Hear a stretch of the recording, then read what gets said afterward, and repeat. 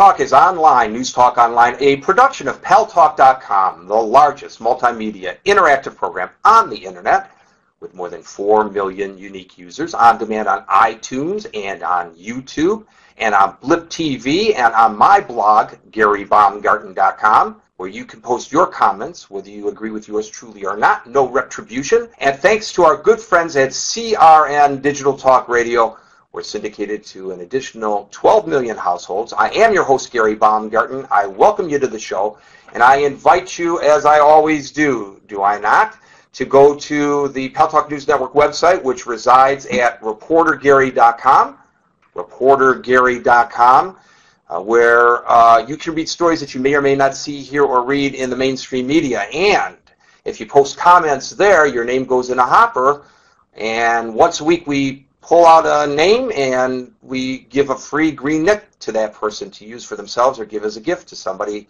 here on paltalk.com. How about that? It's a deal you can't find anywhere else. Okay, without further ado, to my right, your left, Clara Moskowitz. You're not related to Gary Moskowitz, are you? Sadly, no. No, don't say sadly. Clara Moskowitz, I say that because we used to have a host on the Pal Talk News Network by the name of Gary Moskowitz, so I could speak about him since I don't have to worry about offending a relative. She is a reporter for Space.com. Space.com. It's a site that's been around for a long time, but they have revamped the entire site, and they relaunched it today. And this is like the exclusive internet announcement of the relaunch of Space.com. They decided to come here to the Pal Talk News Network. Why did you pick us? Thank you for doing so. We're honored. Well, you have really excited users. We have really excited users. I think that a lot of your readers would be interested in the stuff we cover, which is a lot of good news, by the way. Some of the most happy discoveries are going on in science and astronomy. I will tell you, Clara, that we cover a lot of live events here. We cover the news conferences in Tucson. We cover today. What do we cover today? We cover the news conference calling for gun control that Mayor Bloomberg had, because, of course, he's running for president of the United States, and he needs to jump on this issue once again to propel him into the national spotlight. But I don't think there's any recurring event that creates more interest than the Space Shuttle launch, which sadly is coming to an end here this year. When we are carrying the Space Shuttle launch, our numbers triple, quadruple here for the live launch. People want to gather together to watch it, and it is so emotional. I don't care how many times you see the Space Shuttle go up. You know, it chokes you up. It puts a tear in your eye, and everybody's going, go, go, go. Absolutely. I mean, I've always felt like that watching it on TV, and now through Space.com, I've gotten to see it in person. And let me just take a break and tell you. Man, listen, the 16-year-old kid. No, she's not 16. She just looks it. But you know, you're a few years younger than me, and I've never had the opportunity to cover a Space Shuttle launch. Get yourself to Florida. I'm telling you, do whatever you have to do to get yourself to Florida. It is so worth it. I mean, first of all, you feel it through your whole body. You know, your arms tingle, the vibrations of this launching spacecraft from 10 miles, 3 miles away, you feel it, which is astounding. You know, there's this delay between you see it go up, but the speed of sound is so much slower that it takes a few seconds for you to actually hear the rumbling of the engine. Really? That's very cool. It's very cool. So you almost can't believe what you're seeing because there's just silence for a few moments, and then, you know, you hear this rumbling and you feel it, and it's so bright, you know, brighter than I think any TV or photo that I've seen communicates. It's really inspiring. And it's scary, too. I mean, it's a very, we've seen, sadly, it's a very dangerous endeavor. So every time there's a degree of trepidation. Absolutely. Yeah, I always feel that, and I think everybody who watches it feels that, and I think the astronauts feel that, too, which makes it sort of all the more inspiring that they're able to go through with something, you know, putting themselves on top of this burning dynamite of rocket, you know, just flying themselves into the atmosphere. You know, but it really speaks to the need for humankind to explore. I really truly believe that. And a lot of people in history took chances, and a lot of people perished discovering new worlds here on Earth or test flying aircraft. You know, if you don't take the chance, you're never going to succeed in any endeavor. And I think that's the lesson of the Space Shuttle program. I think so. I mean, I think we've gotten so much from the space shuttle program. I mean, from space flight. Think about the first pictures of the Earth from space, and just what that did to change the way we think about our planet and our species. And it took a few individuals willing to put themselves there, not really knowing the consequences, just because we needed to find out what it looked like to see our planet from up there. And the medical research, there's a lot of research being done in weightless environment that can't be done on Earth that can actually save lives. They're learning how to, if you have an organ that is beginning to fail, they could take. Now they've learned this in space, and they're trying to duplicate this. But you didn't know that I knew about this. That's surprising, huh? They're trying to replicate this on Earth in artificial weightless environments. But if it weren't for the space program, we would not know this. You could take a piece of a person's kidney or maybe even their heart if it's failing, and they can cultivate it. Is that the proper term? In space, yeah. It's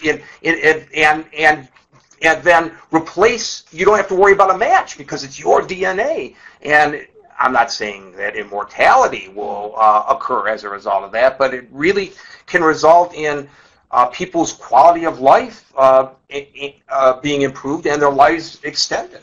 I mean, don't forget astronaut ice cream. Where would we be if we Tang, had no Tang. See, that shows the age difference. I say Tang. She says astronaut ice cream. I've never had Tang, honestly, yeah. Really? Well, I can't believe they don't serve it at the Cape. It should be absolutely every reporter should be served some Tang at the Cape. So we are in a situation right now where the country, the world, but the country faces this financial crisis, and there's this austerity program across the board, and unfortunately the budget at NASA is being cut. It's not just the shuttle program. There are a lot of cuts there, and I'm just wondering what your thoughts are about balancing these two desires.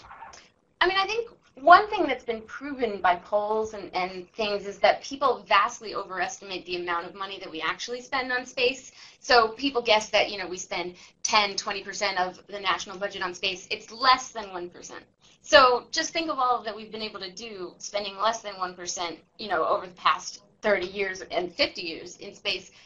We've been able to do a lot. So I don't think, first of all, that you have to put it as either space or schools or space or, green technology or space or any of these other programs. I think that there's definitely room for space. They picked the right person to send here because she keeps saying space.